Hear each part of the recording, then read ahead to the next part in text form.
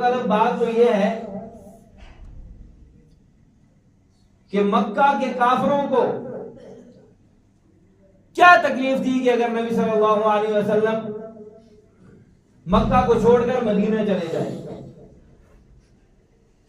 سب سے پہلی بات یہ تھی کہ ان کو نبی صلی اللہ علیہ وسلم کی لیڈرشپ کوالٹیز کے اوپر بڑا یقین تھا.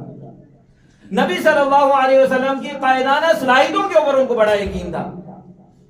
انہیں پتا تھا کہ نبی صلی اللہ علیہ وسلم اپنی قوت گفتار سے ایک قوم کو کھڑا کر سکتے تھے, ایک قوم کو بنا سکتے ہیں.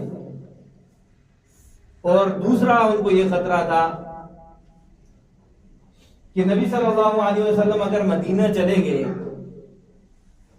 وہاں پر اوس اور خزرج, ان کو پہلے پتا تھا کہ اوس اور خزرج جو ہیں یہ نبی صلی اللہ علیہ وسلم کو بلا رہے ہیں. تو دوسری وجہ یہ تھی کہ اوس اور خزرج کی جو جنگی مہارت تھی اس سے ڈر کر یہ نہیں چاہتے تھے کہ نبی صلی اللہ علیہ وسلم مدینہ جائیں. ان کا یہ خیال تھا کہ اگر قائد نبی صلی اللہ علیہ وسلم ہوئے اور جنگجو اوس اور خزرج کے لوگ ہوئے تو پوری دنیا پر ان کی حکومت ہو جائے. اور تیسرا بڑا خطرہ ان کو ان کی تجارت کا تھا, ان کی ٹریڈنگ کا تھا. آپ اگر نقشے میں دیکھیں تو مکہ المکرمہ اور شام, ان دونوں کے درمیان میں مدینہ المنورہ ہے. جو ان کی ٹریڈنگ شام سے ہوتی تھی وہ مدینہ المنورہ کے راستے سے ہوتی تھی.